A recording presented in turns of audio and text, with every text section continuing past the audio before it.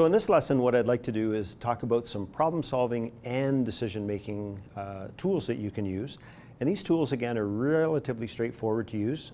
They're not that complicated, which I like to use something that's not too long and drawn out, but I throw them out there for your consumption. So these decision making and problem solving tools, one of the first ones is the force field analysis. And it's really taking a look at the forces that are for an idea or a suggestion and the forces that are against. So the force field analysis is basically those forces can be knocking up against one another.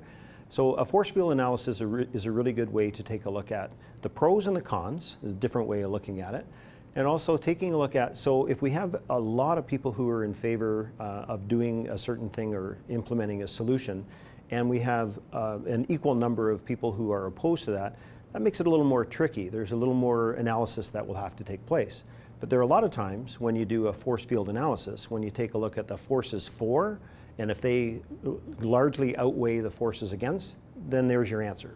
So that's a nice, easy way to do that. And you'll do that through questions, and we're going to be talking about questions in a subsequent lesson. The next tool that you can use is the gap analysis. And the gap analysis, again, is just something that you can use to take a look at our current state of affairs, and we take a look at the next layer of this is to look at your future or desired state of affairs. So you're looking at the current and the future. And the gap analysis is really just taking a look at the gap between where you are now and where you want to go. So it's a simple way of just taking a look at the now and the future. So there's a few more steps along the way. What I want to do is just talk about those briefly. So when you analyze the gap, you're going to be asking yourself, this is where we are now, and then you take a look at where you want to go. So you have to ask yourself, the big question is, how do we get from here to there? What is it specifically that we need to do? So it's not easy, it's just an easy way of taking a look at it. So there are a few more questions that you're going to have to ask yourself. So the gap analysis, again, just to summarize, is where are we now and where do we want to be in the future? So you'll have to ask yourself those questions. What do we need to do to get there?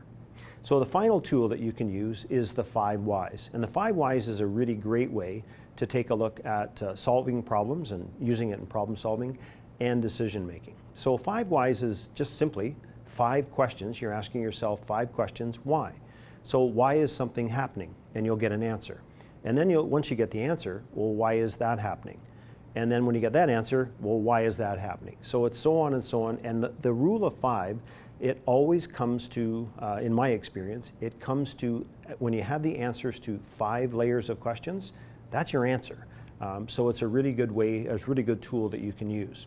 Now, some people say, well, what if I get the answer I'm looking for at the end of 3 questions? Well, that's okay, but what you may want to do is ask a few more layers of questions. Ask yourself, why is this happening? Or why is it not happening?